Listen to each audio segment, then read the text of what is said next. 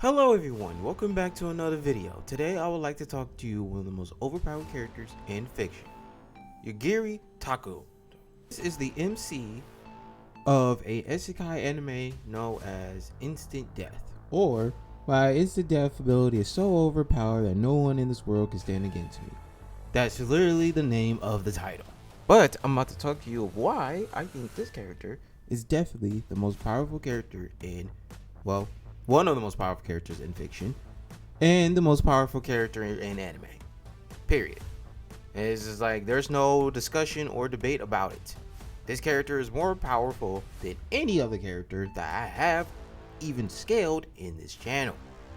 So let's see how strong he really is. Now, for those who know this character, pretty much understands why I place him so high. But those who doesn't know, it's time to sit back and relax, because once you're done with this video, let's just say this character will be banned from versus matchups. With that being said, let's begin. Let's talk about his main power, instant death.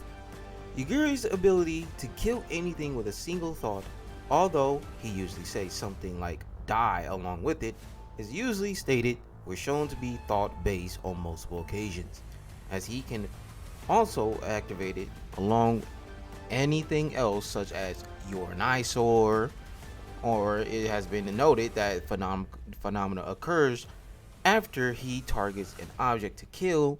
It's dependent on Yugiri's cognition. There we go. Fuck. It depended on Yugiri's cognition of death. For example, a door's purpose being that of blocking the way into another room. So it only becomes logical that if that door quote unquote dies, it will allow him to cross the entrance. However, this is something that Yugiri does not actively do when he's during his using his ability, as it occurs by itself. Now, despite the name of the ability is not necessarily instantaneous. If Yugiri decides, if he decides to not make it so, as there is some leeways as to when his target can die, as long as they do die. Seemingly connected to the nature of instant death, Yugiri's perception of the world shows him any hostility directed towards him or his allies, or just plain hazards, and use that to track his enemies, will not normally be capable of detecting, predict, and sense their movements, thought patterns, or automatically retaliate with the activation of instant death. That's a mouthful to say, but basically what it's saying here, that his ability, instant death to any target, basically if he just simply thinks of it, they will immediately die. And this is how he says in the first episode, when he first describes his ability. He has the ability to even determine if there's any kill intention aimed at him. And if he combines the two abilities, it's also possible that the target will die just by having the intent to kill him. So yeah, you have any killing intentions towards him, you will die. There's no way around this. You will instantly die. Now, this ability is overpowered, and he gets even more absurd later on, such as, able to kill ice. Yes, he's able to kill elements. He was able to kill ice that he kicked, and he was able to kill abilities. Yes, he's able to kill your ability. He's able to kill perception, and they cannot be recovered no matter what. They can kill souls. Yes, kill souls. Kill you if you're already dead. He can kill poisonous gas on a chemical level. Yeah, that's fucking insane. He could just kill like the forces of nature, man. Like, there's no way. He's either considered BFR, which is basically battlefield removal, as an attack, and if the user will die because of the BFR effects. So if you try to BFR him anywhere, it doesn't matter. If you try to BFR him, you die before even the BFR even remotely makes its effects. So it will literally kill you if you attempt to even try to BFR him. Even if the ability makes him sleepy, Yes, it does make him sleepy the more he uses it. He can still kill you while he's asleep, so it doesn't really matter. That's not even a weakness for him. He can kill barriers, so like basically like durability negation. He can kill barriers. So any like, oh, Goku has Ki, Ki can do this. Nope, he kill it. Kill it. Kill Ki. He can kill Ki. If he can kill power systems, he can kill Ki. And he can even kill momentum, falling energy, and gravity itself. These are physics, man. He can kill physics? Laws of physics? And his instant death ability cannot be negated. And if it was stated, no nullification is not worth thinking about. And so good luck against this ability, because you're never going to nullify it. You can't nullify instant death. Right? Can't nullify it. Nullification is out of the question. And he even can kill Nina, who had the characteristic of absolute evasion, which means that any attacks cannot hit her, but he was able to instantly kill her. So good luck trying to avoid it, because you cannot. Now there's also other things, like he can pierce through 10 layers of resistance of death abilities, with each layer being superior than the other. So you don't want to escape his instant death. You can't. And for those who, I'm just basically saying, if y'all say, oh, he can resist death manipulation, well, he can pierce right through 10 layers with death resistance, with each one being better than the last. Like, come on now. Now, his instant death ability even has been stated many times to have no cause and effect relationship, which means it is beyond cause and effect. Yes, it's beyond cause and effect. There is no cause and effect for it. No. If he simply thinks of it, it will die. So yes, good luck with causality manipulation, because that would not work. Now this instant death can even kill conceptual beings, such as the one embodied in countless space-time continuums. So even concepts, it's not even safe for instant death. He can even kill you on the conceptual level, which is like one of the highest, or if not the highest level, you can kill someone. Now he can use his power however he wants, as long as it leads to the opponent's death, as he mentions is irreversible. This is the irreversible attack. So yeah, once you're dead, you cannot come back. There is nothing to come back from. Now this is the capabilities of instant death power is very overpowered, but that's just his main power. There's also other abilities that he has, such as physics manipulation, damage transferal, immortality, which is type 4, 7, and 9, limited cosmic awareness, healing, telepathy, and mind manipulation negation. So he can negate healing, telepathy, and mind manipulation. He has a negation of regeneration on a high godly level and BFR.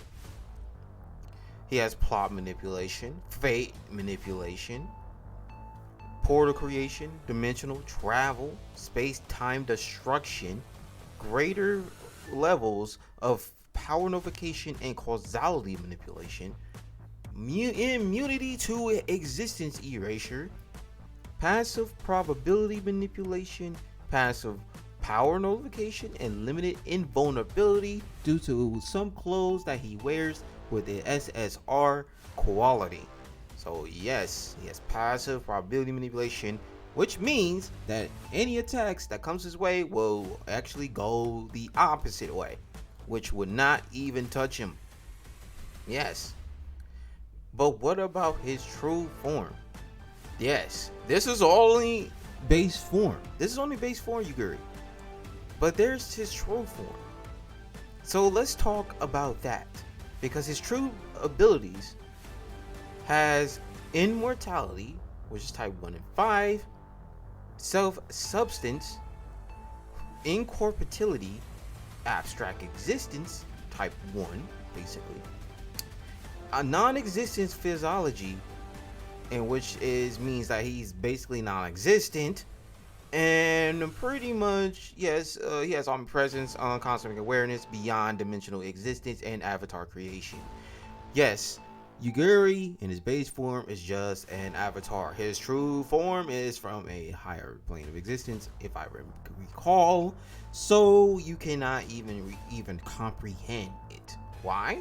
Because it grants you fair manipulation and madness manipulation if you even look at his true form. Just like Cthulhu mythos, don't even look at him. You'll go mad. Now he also has absorption too, because he can absorb godly levels of regeneration characters on a conceptual level, so he can absorb your concept, your very concept, and kill you. He also has time reflection, time stop, time manipulation, and spatial manipulation on his true form. So it's about time we talking about how powerful Yugiri starting with his base form. So attack potency is Outerversal with his powers, because even in his avatar state, he is capable of channeling the power of the true form of his true form to attack, with both acting as a tandem of each other. He even killed the UEG with a thought, killed the relationship between Dream and Dreamer from Misiki, and even leaving in a comatose state. But I bet you're wondering why this is impressive. Because Misaki and the Ultimate Assemble, which contains the conceptual heresy of Heavenly Records and the Sea, and the endless heresy of higher levels universes that resides beyond the sea, where lower dimension space are embedded within higher dimensional ones. Yes, that's basically Outerversal. With his mere presence was enough to completely erase this ultimate assemble, which contains all of this, all the higher dimensional ones, lower dimensional ones, all of it, and he was able with his mere presence completely erase it. Yes, that's only his base form, but it's even more impressive because in the prologue it's heavily implied that the power of instant death is unfathomable in comparison to the ability to manipulate archetypes. Yes, archetypes. Now this represents the end of all existence. Yes, he represents the end of all existence, non-existence, and phenomena. Stands beyond the conceptual heresy. Yes, and the endless heresy of higher level continuums that reside in the beyond the sea, with those higher dimensional spaces, seeing lower dimensional ones as book pages, allowing its user to freely transverse those, in addition of being able to access a higher universe if you are higher dimensional in nature. And to begin with, his true form exists beyond the very concepts of dimensions, where no matter how many dimensions they're stacked, they would never ever be able to reach him. Meaning that if he was able to channel the true power of his true self in this avatar, that grants him high Outerversal level of power. Yes, high Outerversal in just his base form. But what about his true form? His true form exists beyond the very concept of dimensions. No matter how many dimensions they're stacked, it will never ever be able to reach him. And Yugiri is the one who defines the ultimate assembled world. He defines it. So that's even higher. His true form is way higher than his avatar state. Beyond the concept of dimensions, everyone. That's like boundless levels of power. Boundless levels of power.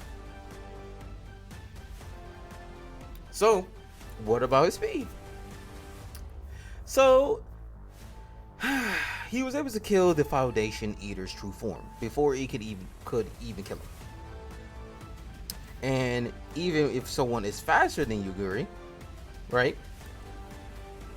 Then he can physically react. If someone's faster than he physically can react. His powers automatically activate to retaliate before any harm is done to him. So it doesn't even matter how fast you are, because instant death will instantly kill you. If it will retaliate against you. So it will grant him immeasurable reactions and attack speed with instant death. But with his true form, if he could channel the true power of his true form into his body, his avatar body, it will grant him omnipresence because he exists across all time and space. So, yes, he got omnipresence, bro. This doesn't matter. So I hope y'all understand why I have high standards for such a broken character. This is just madness of how broken this character can be. That's pretty much the video, but please spread the word. Can he beat Yugiri though?